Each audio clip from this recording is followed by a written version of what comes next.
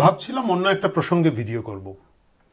বসে বসে পত্রিকা পড়ছিলাম, তখন হঠাৎ করে নজরে আসলো আজকের একটা খবর, যেটা হচ্ছে ময়মনসিংহে সড়কের পাশে পড়েছিল ছাত্রলীগ নেতার লাশ। তিনি নেত্রকোনা কমলকান্দা উপজেলা ছাত্রলীগের যুগ্ম আহ্বায়ক ছিলেন। তার নাম হচ্ছে রুহুল আমিন আকাশ। ৩০ বছর বয়সী এই ছাত্রলীগ নেতা লাশ রাজপথের পাশে পড়েছিল। জানি না, প্রথমে ভাবলাম হইতে পারে ব্যক্তিগত ঘটনা, হতে পারে রাজনৈতিক ঘটনা, আমরা তো জানি না, কোনো একটা ঘটনা ঘটতে পারে। তখনই মনে পড়লো ঠিক আগের দিন গতকালকে আরেকটা খবর আমাদের নজরে পড়েছিল, যেটা হচ্ছে সাভারের ভিরুলিয়ার একজন আওয়ামী লীগ নেতা, যিনি খুব শক্তিশালী নেতা ছিলেন, অনেকটাই ক্যাডার টাইপের, তার অস্ত্রটস্ত্র সহ ছবি বেরিয়েছিল খুব উদ্ভটভাবে। তার নাম সাইদুর রহমান। তিনি কারাগারের ভিতরে গলায় ফাঁস লেগে মারা গিয়েছেন বলে জানা গেল। একজন সাহসী মানুষ, পলিটিক্যালি অ্যাক্টিভ মানুষ, তরুণ মানুষ, হঠাৎ করে গলায় ফাঁস দিয়ে মারা গেলেন, ঠিক বিশ্বাসযোগ্য হয়? তারপর হঠাৎ করে মনে পড়লো যে এর আগেও যেন কোথায় পড়লাম, এবং দেখলাম যে ঈদের দিন কারাগারে মারা গিয়েছেন আরেকজন লোক, আলী আসগর। ঈদুল আজহার দিন তিনি ঢাকার কেরানীগঞ্জে অবস্থিত কারাগারে মারা গিয়েছেন। তিনি 58 নম্বর ওয়ার্ড বটবাজার ইউনিট আওয়ামী লীগের সাধারণ সম্পাদক ছিলেন, মহানগর দক্ষিণের একজন তৃণমূলের আওয়ামী লীগ নেতা। তখনই মনে পড়ল কিছুদিন আগে বগুড়ায় শুধু ডিসেম্বরে এক মাসে 4 জন আওয়ামী লীগ নেতা কারাগারে হৃদযন্ত্রের ক্রিয়া বন্ধ হয়ে মারা গিয়েছিলেন। বিষয়টা নিয়ে যখন হইচই শুরু হলো, এখন বগুড়ায় হার্টের রোগী কমেছেন। যে 4 জন মারা গিয়েছেন তাদের কারো কখনো হৃদরোগ ছিল বলে তাদের পরিবারের কেউ জানতেন না, এবং হঠাৎ করে ডিসেম্বরে পরপর দেখা গেল হৃদরোগে বগুড়া কারাগারে তারা মারা গিয়েছিলেন। এবং এরপরেই মনে হলো যে আমরা কি কোনো একটা সাইলেন্ট কিলিং এর ভিতর দিয়ে যাচ্ছি? আমরা কি যাচ্ছি এমন একটা জায়গা দিয়ে যে আমরা জানি না আসলে সুকৌশলে জাকার্তা মেথডে এখানে আওয়ামী লীগকে হত্যা করা হচ্ছে কিনা না? আমি দেখলাম যে online news portal BD digest দাবি করেছেন যে গত কয়েক মাসে আওয়ামী লীগ সংশ্লিষ্ট 24 জন নেতাকর্মী কারাগারে মৃত্যু হয়েছে। এটা হচ্ছে গত কয়েক মাসের ঘটনা। আমরা যদি গত আগস্ট থেকে শুরু করি তাহলে হয়তো এই সংখ্যাটা আরও বেশি হবে। এটা হচ্ছে শুধু কারাগারের ভিতরে অস্বাভাবিক মৃত্যু। এর বাইরে বিভিন্ন জায়গায়, এই যে রাজপথে, রাস্তার পাশে, ময়মনসিংহের মতো আরও কত জায়গায় যে লোকজন পড়ে মরে আছে, এই খবর কে দিবে? প্রিয় দর্শক, যখন এই ঘটনাগুলো অনেকগুলো ঘটতে থাকে তখন ঘটনাগুলো বিচ্ছিন্ন থাকে না, তখন ভাবনাগুলো মাথায় আসে। এটা কি জাকার্তা মেথড হতে যাচ্ছে? আপনারা অনেকেই জানতে চাইবেন জাকার্তা মেথড কি। জাকার্তা মেথড হচ্ছে পরিকল্পিতভাবে ইন্দোনেশিয়ায় আমেরিকান ব্যাকড সরকারের মাধ্যমে পোস্ট দ্বিতীয় বিশ্বযুদ্ধের পরবর্তীতে রাজনৈতিক যে প্রতিপক্ষ ছিল, সোজা কথা কমিউনিস্ট যারা ছিলেন, তাদেরকে হত্যা করার যে মেথডটা ছিল সেটা হচ্ছে জাকার্তা মেথড। জাকার্তা মেথডের মাধ্যমে প্রথমে একটা গুজব রটানো হয় যে সেনাবাহিনীর 6 জন জেনারেলকে হত্যা করার পিছনে কমিউনিস্টরা দায়ী আছে, যেটা সত্যি নয়। কিন্তু এই কথাটা বলে তাদেরকে হত্যাযোগ্য করে তোলা হয়, এবং হত্যাযোগ্য করে তুলে তাদেরকে একের পর এক হত্যা করা হয়, নদীতে ফেলে দেওয়া হয়, কারাগারে মৃত্যু হয়, বাইরে মৃত্যু হয়। এবং এই ঘটনাটা যে শুধুমাত্র জাকার্তা হয়েছে তা কিন্তু নয়, এটা কিন্তু আরও বিভিন্ন জায়গায় হয়েছে। জাকার্তায় এই জিনিসটা প্রথমে শুরু হয়েছিল 1965 সালে, 30শে সেপ্টেম্বর থেকে এখানে জাকার্তা শুরু করা হলো, এবং সেই জায়গা থেকে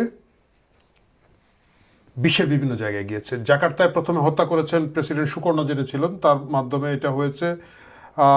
কয়েক লক্ষ লোক বিভিন্ন সময় মারা গেছে, এবং অনেকটা গোপনে, এবং এটা এখনও ইন্দোনেশিয়ার ইতিহাসে খুব গোপন রাখা হয়েছে। এর বাইরে জাকার্তা মেথড ব্রাজিলে হয়েছে 1964 সালে, চিলিতে 1973 সালে, আর্জেন্টিনায় 76 থেকে 83 সালে প্রচুর লোক মারা হয়েছে, এবং গুয়ান্তামালা 94 থেকে 90 সাল পর্যন্ত। সাউথ কোরিয়া এখনও চলছে প্রতিপক্ষকে বিভিন্নভাবে কিল করার। এই যে জিনিসটা তৈরি হয়েছিল জাকার্তা মেথড, এইটা কি এখন ফিরে আসছে কিনা বাংলাদেশে, এই প্রশ্নটা আসছে এই বিশৃঙ্খলভাবে।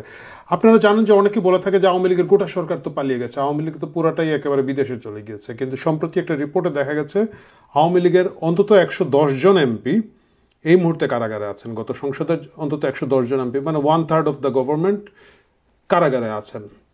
আমরা জানি স্পিকারের খোঁজখবর পাওয়া যাচ্ছে না, কেউ বলছে নিরাপদে আছেন, কেউ প্রশ্ন তুলছেন আদৌ তার অবস্থান কোথায় আছে। সেটা যাক। এর বাইরে তৃণমূলের, আওয়ামী লীগের নেতাকর্মী ঝাঁকে ঝাঁকে হাজারে হাজারে গ্রেফতার হচ্ছেন। অনেকের একটা হিসাব আছে 1 লক্ষের উপরে আওয়ামী লীগ নেতাকর্মী সারা বাংলাদেশে গ্রেফতার করা হয়েছে অপারেশন ডেভিল হান্টের মাধ্যমে, এবং বাকি যারা বাইরে আছেন তাদেরকে প্রত্যক্ষভাবে হত্যাযোগ্য করে তোলা হচ্ছে। আপনারা জানেন যে ইভেন ডক্টর মোহাম্মদ ইউনূস তার বক্তৃতায় বলেছেন, তোমরা বলো আমাদের মধ্যে ফ্যাসিস্টের দোসর আছে, আমি বলি তোমাদের মধ্যে তো আছে, তোমাদের গ্রামে আছে, তাদেরকে দেখো। এই যে এইভাবে বলে পরোক্ষ উস্কানির মাধ্যমে এদেরকে হত্যাযোগ্য করে তোলা হচ্ছে, এটা খুব টেনশনের বিষয় হয়ে দাঁড়িয়েছে। কেন টেনশনের বিষয় হয়ে দাঁড়িয়েছে? এই যে এতগুলো আওয়ামী লীগ নেতাকর্মী, যাদের সকলেই দোষী এটা বিশ্বাসযোগ্য না, যারা দোষী, যারা হত্যার সাথে জড়িত ছিল বা অন্যান্যভাবে জড়িত ছিল, সন্ত্রাসের সাথে জড়িত ছিল, অবশ্যই তাদের বিচার দরকার, তাদেরকে কারাগারের দরকার। কিন্তু হরে ধরে এত লোককে ঢেকে দেওয়া হয়েছে, এবং বিশেষ বিশেষ ক্ষেত্রে কিছু কিছু লোকের জীবন নিয়ে বেশ বড় আশঙ্কা রয়েছে। কারণ আপনি যদি দেখেন শাহরিয়ার কবিরের বিষয়টা, যদি দেখেন সাংবাদিক রূপার বিষয়টা যদি দেখেন, তাহলে মনে হচ্ছে যে পিছনে ডক্টর মোহাম্মদ ইউনূস এমনভাবে কলকাঠি নাড়ছেন। আপনারা অনেকে বলবেন যে এটা ওভার এস্টিমেট, অনেকে বলবেন যে খামোকা এত বেশি আশঙ্কা করছি। প্রিয় দর্শক, একটা জিনিস কিন্তু আপনাদের মনে রাখতে হবে, এই দেশে কিন্তু জেল হত্যা হয়েছিল। এই দেশে 1975 সালে বঙ্গবন্ধু হত্যার পরবর্তীতে জাতীয় 4 নেতাকে জেলের ভিতরে হত্যা করা হয়েছে। আমাদের প্রশ্ন হচ্ছে, আওয়ামী লীগের যে নেতারা হুটহাট কারাগারে মারা যাচ্ছেন, আওয়ামী লীগের যে নেতাদেরকে হঠাৎ করে পাওয়া যাচ্ছে শক্ত সমর্থ লোক, হয় হৃদযন্ত্রের ক্রিয়া বন্ধ হয়ে যাচ্ছে অথবা ফাঁসি হয়ে যাচ্ছে, গলায় ফাঁস লেগে মারা যাচ্ছেন, ঈদের দিন মারা যাচ্ছেন, আদৌ কি এই হত্যাগুলো বা এই নিহত হওয়ার ঘটনাগুলো সবগুলো স্বাভাবিক, নাকি এর মধ্যে অস্বাভাবিকতা আছে, হত্যার বিষয় আছে, এবং এইগুলো কি টেস্ট রান? আমি ব্যক্তিগতভাবে আমির হোসেন আমু, হাসানুল হক ইনু, শাহরিয়ার কবির সহ দেশের প্রথিতযশা যে লোকজন এই মুহূর্তে কারাগারে আছেন, তাদের জীবন নিয়ে শঙ্কায় আছি। আমি তাদের বিশেষ নিরাপত্তার বিষয়টি আজকে রেকর্ডে রাখছি। আমি জানি না সরকার এদেরকে হত্যা করে ফেলতে পারে কিনা না, কারণ শাহরিয়ার কবিরকে জামিন না দেওয়ার পিছনে আমি কোনো যুক্তি পাই নাই, শুধুমাত্র তাকে হত্যাযোগ্য করে রাখা। কোনো একদিন কোনো এক সময় তার হৃদযন্ত্রের ক্রিয়া বন্ধ হয়ে গেছে বলা, অথবা তিনি গলায় ফাঁস দিয়েছেন বলে খুন করে ফেলতে পারে। আমি এইসব জামাত শিবির এবং জামাত শিবির শাসিত এই সরকারকে বিশ্বাস করি না। আমি এদের প্রত্যেকের নিরাপত্তা নিয়ে উদ্বিগ্ন। প্রিয় দর্শক, আমি আশা করি আপনারাও সেই উদ্বেগ প্রকাশ করবেন। সব কিছুকে গা জাড়া দিয়ে ফেলে দিলে হবে না।